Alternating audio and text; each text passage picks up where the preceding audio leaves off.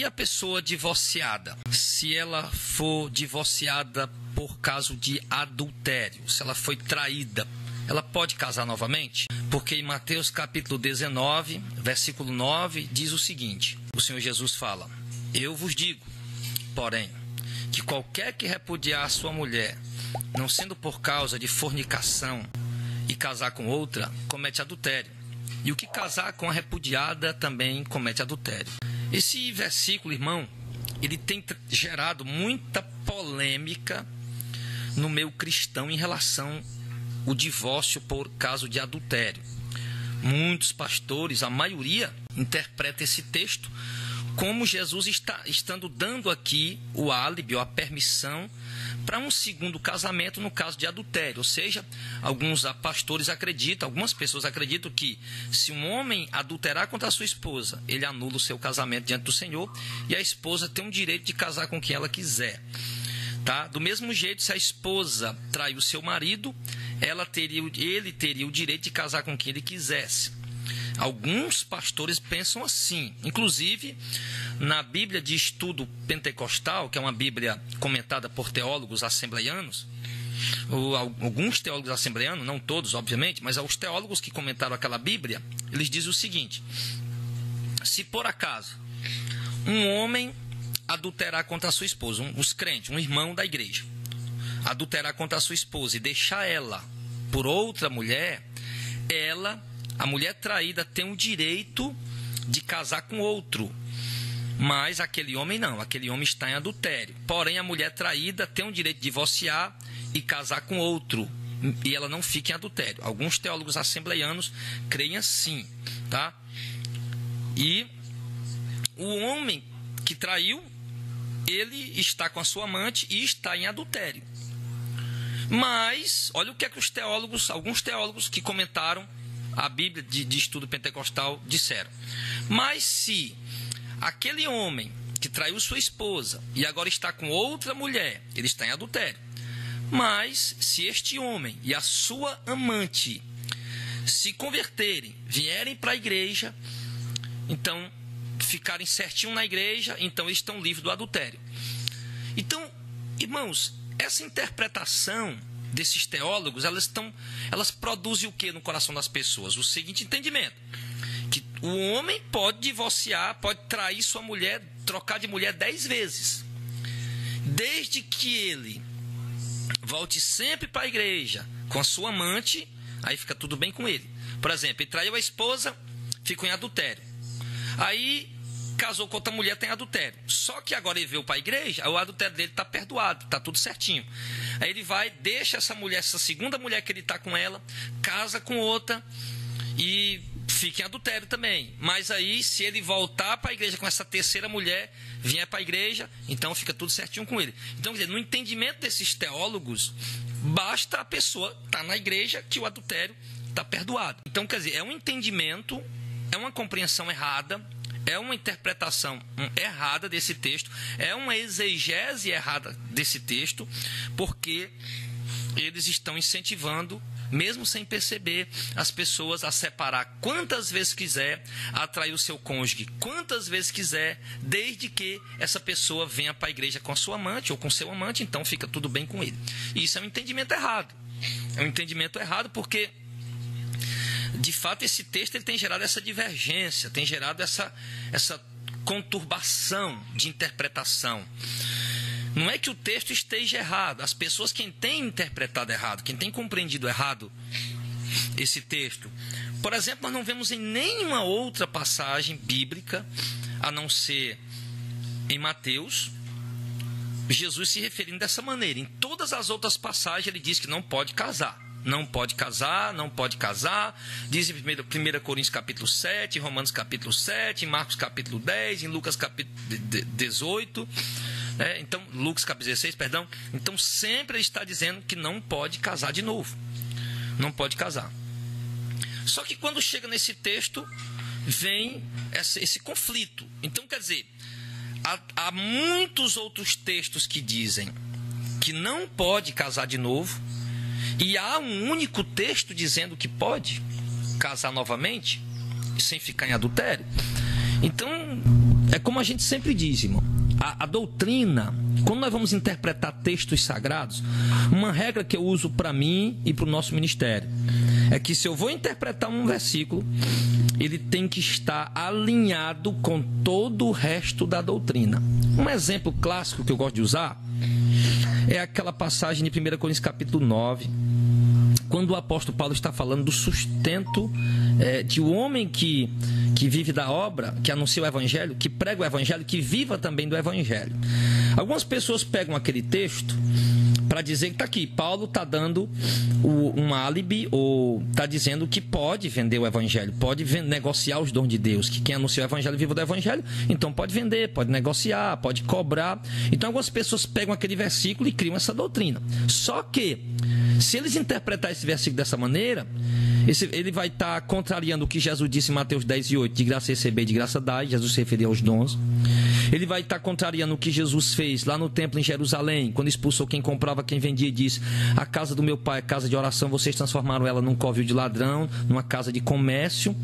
Vai contrariar Jesus, deixando claro ali, mesmo que sendo no templo lá antigo de Israel, mas Jesus deixou claro que ele não aceita oportunistas querendo lucrar com a sua obra, que não aceita pessoas querendo enriquecer ou ter lucros ou ganhar dinheiro usando o seu nome, usando a sua obra, tá?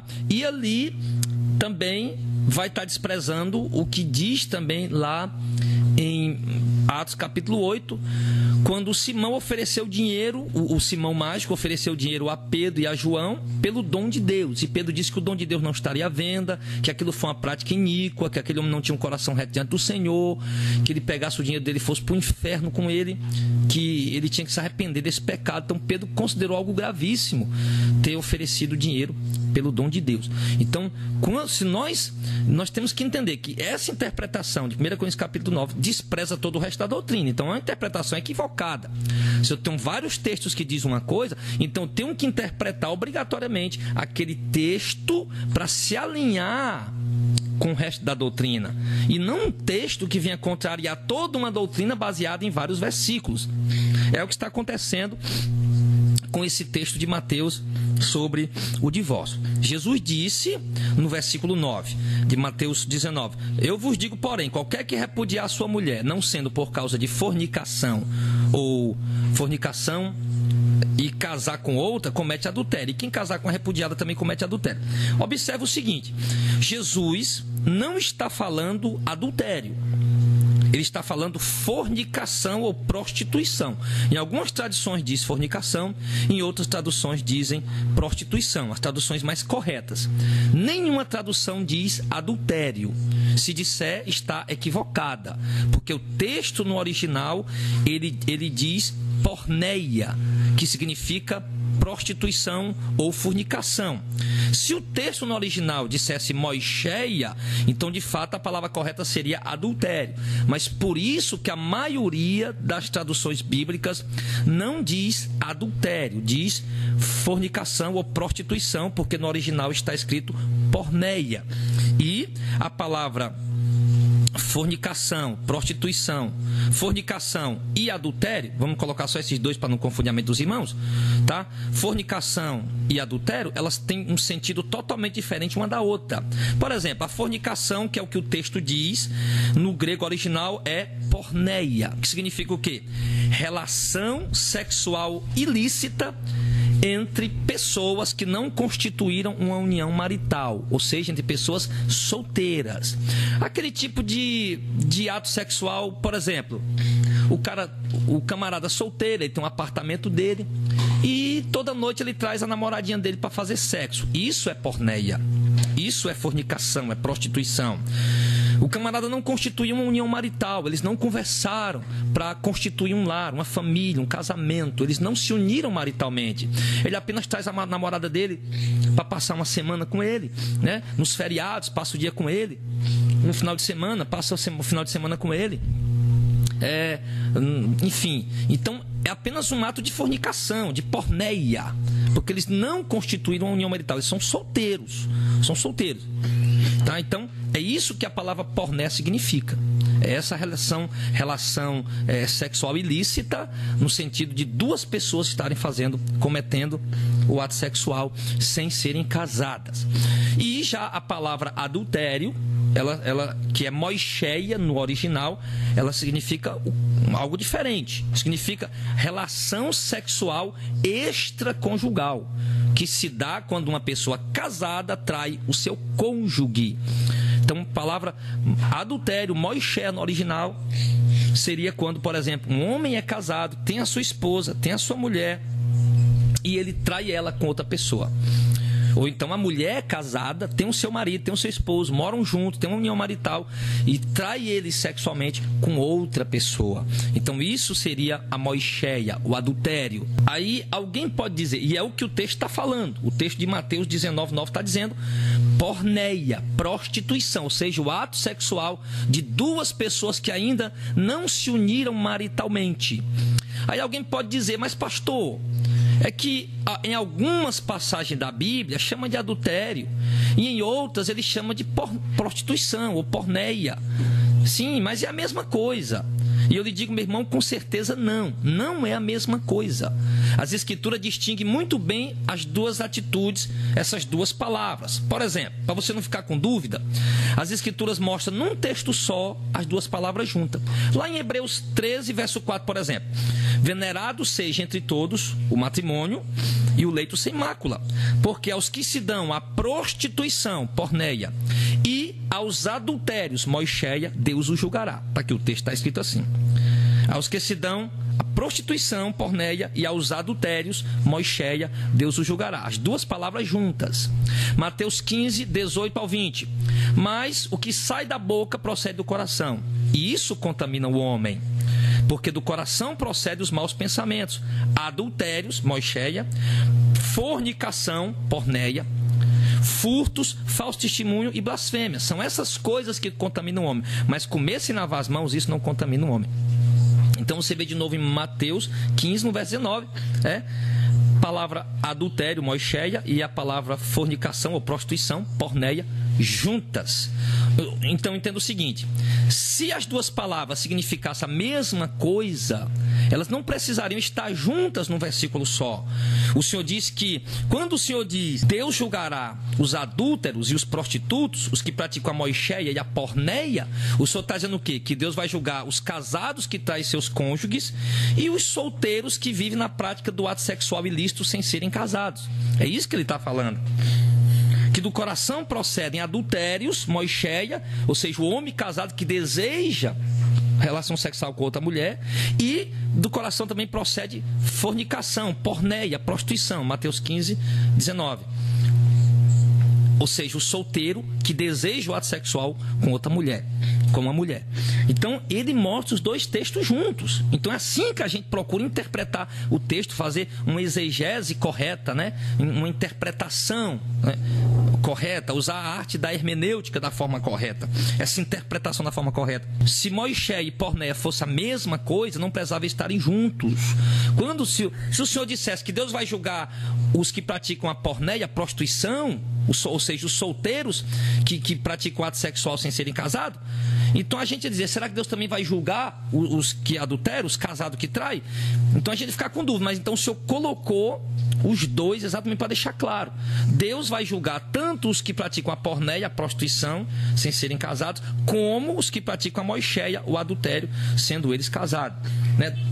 Então Deus está dizendo que é dois pecados diferentes, é duas atitudes diferentes. Uma é do casado, que trai o seu cônjuge, outra é do solteiro, que comete o ato sexual sem ser casado. Então, mas algumas pessoas dizem, pastor, mas então por que Jesus disse que o homem pode deixar a sua mulher? Usando a palavra porneia e não moicheia, já que ele diz deixar a sua mulher, então quer dizer que eles eram casados. Então a palavra correta ali deveria ser moicheia e não porneia. Preste bem atenção, querido. Por que Jesus usou moicheia e disse que o homem pode deixar a sua mulher em caso de porneia, aliás? O homem pode deixar a sua mulher em caso de prostituição. Jesus não estava se referindo a pessoas casadas, que já constituem uma união marital. Então por que ele chamou de mulher? Pode deixar a sua mulher. Vamos explicar melhor para que os irmãos compreendam o que Jesus quis dizer ali. Porque é que ele chamou de mulher. O homem pode deixar a sua mulher, mesmo os dois ainda não sendo casados, não morando junto, não constituindo união marital. Vamos explicar. Jesus estava se referindo aqui, irmão, ao casamento judaico, onde duas pessoas assumem um compromisso de casamento, mesmo sem que estivessem morando juntas. Era chamado isso de desposados, né? Ou noivado, como, por exemplo, Maria e José. Maria e José, em Mateus 1, do 18 ao 25, diz o seguinte: ora, o nascimento de Jesus Cristo foi assim, que estando Maria, sua mãe, desposada, noiva com José, antes de se ajuntarem, achou-se ter concebida do Espírito Santo. Então José, seu marido, presta atenção, o que diz o verso 18, diz que ela estava desposada, noiva com José, antes de se ajuntarem. E já no verso 19 ele chama José de seu marido, mesmo sem eles estarem morando juntos ainda, mesmo sem eles ainda terem constituído, selado o casamento, constituída a união marital. Eles estavam apenas noivos, prometidos, desposados, porém já eram considerados marido e mulher, mesmo sem terem selado o casamento. Mesmo sem terem selado o ato matrimonial, como? Morando junto e praticando o ato sexual. Assim seria selado o casamento. Mas eles não tinham selado o casamento ainda. José não estava morando ainda junto com Maria. Eles ainda não tinham morado, não estavam morando embaixo do mesmo teto. Ainda não tinham praticado o ato sexual para selar o casamento morando embaixo do mesmo teto. Se eles praticassem o ato sexual ali antes de se juntarem, seria considerado uma prostituição, uma fornicação, porque embora eles estavam prometidos um ao outro, mas ainda não estavam morando embaixo do mesmo teto.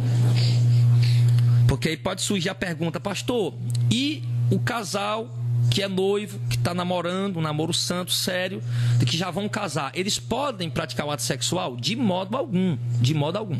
Eles só podem praticar o ato sexual depois de constituir a união marital, de forem morar embaixo do mesmo teto. Eles vão selar o matrimônio deles diante de Deus no ato sexual, tá? É ali onde sela-se o matrimônio, quando eles forem para debaixo do mesmo teto e fizeram o ato sexual, aí está lícito. Mas mesmo namorando, estando noivo, prometido um ao outro para se casar, se eles cometerem o ato sexual antes de estar morando junto, isso é considerado uma prostituição, uma fornicação. Então entenda bem, José e Maria não estavam morando juntos, não era lícito ainda eles fazerem o ato sexual. Então, mas o José já era chamado de marido de Maria. Por quê? Por conta do noivado, que era considerado tão sério já como o casamento. Era considerado noivado. Era chamado de marido e mulher, porém estavam apenas desposados. Ele diz no verso 19: então José, seu marido, como era justo e não queria infamar, intentou deixá-la secretamente. Por quê? Porque não era lícito José fazer o ato sexual com Maria sem que eles estivessem morando juntos, tá? Então José não queria ter má fama, porque ele era um homem justo, e todos iam achar que ele havia feito o ato sexual com ela. Olha, José, apesar de ser prometido, já ser considerado marido, mas não chegou o tempo ainda deles se unirem, então ele praticou o ato sexual com Maria, então ele ia ficar com a má fama. Então ele pensou em deixar ela ali, deixar ela secretamente, porque ele era um homem justo. E projetando ele isso, no verso 20, eis que em sonho lhe apareceu o anjo do Senhor, dizendo: José, filho de Davi, não tema receber Maria, tua mulher, porque o que nela está gerado é do Espírito Santo. Então até o anjo já considerava Maria a esposa de José, mesmo sem eles estarem morando juntos. E dará à luz um filho, e chamarás o seu nome de Jesus, porque ele salvará o seu povo dos seus pecados. Tudo isso aconteceu para que se cumprisse o que foi dito da parte do Senhor pelo profeta, que diz: eis que a virgem conceberá e dará à luz um filho, e chamá-lo-ão pelo nome de Emanuel, que traduzido é Deus conosco. Então, despertando do sono, fez como o anjo lhe ordenou e recebeu a sua mulher. Então José, que pensou deixar Maria, agora ele recebe Maria, ele recebe a sua esposa, né? Ali eles passam a morar juntos, até para dar para entender para as pessoas que aquele filho era de José. Porque se a barriga de Maria começasse a crescer, ela estando ainda desposada com José, noiva, sem ter se juntado, então iam surgir muitos boatos: Maria fornicou, traiu José, ou José praticou o ato com Maria antes de se juntarem. Enfim, então, para evitar todo esse disse-me-disse, José já sabia que aquilo vinha da parte do Senhor, então ele tomou Maria, sua mulher, de modo que ele não a conheceu, não teve relação com ela até até que ela desse à luz ao seu filho primogênito. Então preste bem atenção. Então, como nós podemos ver aqui, amado, o noivado era considerado tão sério que não podia mais repudiar, a não ser em caso de um dos dois se prostituísse. É isso que Jesus está falando. Se um dos dois cometesse, mesmo sendo já considerado marido e mulher, mas não estavam morando juntos, não tinham selado o casamento, não tinham ainda constituído uma união marital, mas já estavam noivos, prometidos um ao outro para se casarem. Então, nesse caso, se um dos dois cometesse a porneia, a prostituição, então era permitido o outro separar. Presta atenção que cometer porneia, prostituição e não moixé e adultério, pois apesar deles serem considerados já marido e mulher, ainda não haviam consumado o casamento com a união marital, você entende? Eles já eram considerados marido e mulher, mas não tinham selado o casamento ainda com a união marital e o ato sexual. Para eles selar o casamento, já eram considerados marido e mulher, mas para eles selar o casamento, eles tinham que ir para debaixo, morar embaixo do mesmo teto juntos, deixar o seu pai. Maria ainda morava com seus pais, José ainda morava com seus pais, porém um estava prometido ao outro, já eram chamados de marido e mulher, mas o casamento consumado diante de Deus só ia se consumar no momento que eles fossem deixar as casas do pai e de mãe, se unisse a sua esposa embaixo do mesmo teto e cometesse o ato sexual ali. Então isso selaria o matrimônio, o casamento diante do Senhor. Então é por isso que o texto não chama de adultério, de moixéia, e sim de prostituição, ou moixéia, porque eles ainda não eram literalmente casados. Não eram literalmente casados. Então Jesus está dizendo o quê? Que ele permitiria. O homem pode deixar sua mulher e casar com outra se no noivado cometesse porneia. Por que Jesus não chamou moixé e adultério? Porque eles ainda não tinham consumado o casamento. Por isso ele chamou de porneia, prostituição. Por isso que ele chamou de prostituição, de fornicação. Por quê? Porque eles eram considerados marido e mulher, porém ainda não eram casados. Já estavam prometidos. Então, no caso, José tinha o direito de deixar Maria. Olha, Maria me traiu e eu não quero mais ela. Então, ele teria o direito diante de Deus de casar com outra, porque a noiva dele, antes deles morarem juntos, traiu ele. Porém, se eles já estivessem morando juntos, se eles já estivessem consumado o casamento diante do Senhor, se eles já tivessem constituído a união marital, já estivessem morando junto, agora, mesmo que Maria tivesse traído José, ou mesmo que José traísse Maria, eles não poderiam mais divorciar diante do Senhor. Não poderia anular o casamento diante de Deus. Divorciar até podia, diante da lei dos homens, né? Como a gente já falou aqui. A lei dos homens anula o casamento? Anula diante dos homens, mas não diante de Deus. Então, no caso de adultério, sendo já casado mesmo, morando embaixo do mesmo teto, ele diz que o ato do adultério do casal, se o marido trai a sua esposa já estando casado, a mulher trai o seu marido já estando casado, isso não anula o casamento diante de Deus, como algumas pessoas pensam. Pode separar? Pode separar, porém que fique sem casar. A mulher foi traída pelo marido, né? O marido tem traído a esposa e a esposa não aguenta mais ser traída, ela pode deixar o marido. Pode deixar. A Bíblia, o texto diz isso lá, 1 Coríntios capítulo 7, como a gente já leu. Mas pode deixar, mas não casar com outro. Não casar com outro. Do mesmo jeito, o marido traído pela mulher. Se a mulher está traindo o marido, mas não tem obrigação de ficar com ela. Ele pode deixar ela. Ele pode separar dela. Mas ele não pode casar com outro. Isso que a doutrina diz para nós. Então observe, irmão, que essa interpretação ela está totalmente alinhada com o resto da doutrina. Essa interpretação que nós entregamos agora pelo Espírito Santo, ela está alinhada, completamente alinhada com todo o resto da doutrina bíblica. Então, interpretar um texto desprezando o que o resto da doutrina fala é uma interpretação errada, equivocada, errônea. Porque se eu interpretar aquele texto que ele está dizendo de uma forma que pode separar e casar com outra, Jesus está dizendo. E os outros textos dizem que não pode casar. Como é que eu vou explicar os outros textos que não pode? Então, entenda bem. Então, essa interpretação ela está alinhada com o resto da doutrina. Por isso ela é uma interpretação forte, é uma interpretação aceita, porque ela não despreza o restante dos textos que dizem isso, tá? Então, repito, a mulher está sendo traída, ela não tem obrigação de ficar com o marido, ela pode separar. A Bíblia diz, a mulher não deixa seu marido, se deixar que fique sem casar, ou que volte para o marido. Ela pode separar? Pode. O marido está traído, pode separar? Pode, porém que fique sem casar. Ou então, que se reconcilie com o marido. Você vê que o texto de 1 Coríntios 7 não diz apenas voltar para o marido, ele fala reconciliar. Reconciliar no sentido de quê? De que houve um conflito, de que houve uma traição de confiança. Então precisa reconciliar, precisa perdoar, precisa voltar a ter confiança. Então quando o texto fala de reconciliar, ele fala de perdoar. Não é só voltar, não é só voltar para o marido, ele fala de perdoar, de reconciliar, de dar uma chance, uma oportunidade, enfim, entendeu? É dessa maneira, certo, que o texto se refere. Então, as pessoas que divorciaram porque foram traídas e casaram novamente, não é lícito. O adultério que você sofreu, a traição que você sofreu, não anulou seu casamento diante do Senhor. Dá-lhe o direito de separar? Dá, mas não de casar novamente. Não de casar novamente. Então entenda isso. Pessoas que casaram entendendo dessa maneira, cometeram um erro gravíssimo. Agora, nós precisamos entender essa doutrina para poder ensinar as pessoas da forma correta e evitar que mais pessoas cometam tal ato. Evitar que as pessoas lutem pelo seu casamento. Levar as pessoas a lutar pelo seu casamento, a levar mais a sério o seu casamento.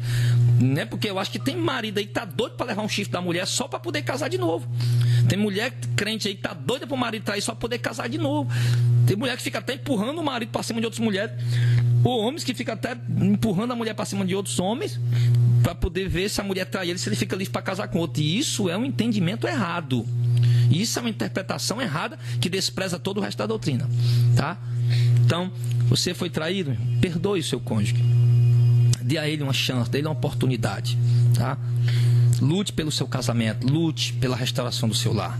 Perdoe, dê uma chance, dê uma oportunidade e Deus pode muito bem ajudar o seu lar, em nome de Jesus. Que Deus abençoe e essa palavra possa trazer iluminação para o entendimento de todos vocês, em nome de Jesus. O intuito desse estudo não é ferir pessoas, magoar pessoas ou entristecer pessoas, não, ou julgar pessoas de maneira alguma. O intuito é trazer um ensinamento, uma doutrina que tem sido esquecida e que tem trazido prejuízo para muitas pessoas. Então é nossa obrigação, nossa responsabilidade trazer todo o conselho de Deus para a igreja do Senhor, tá?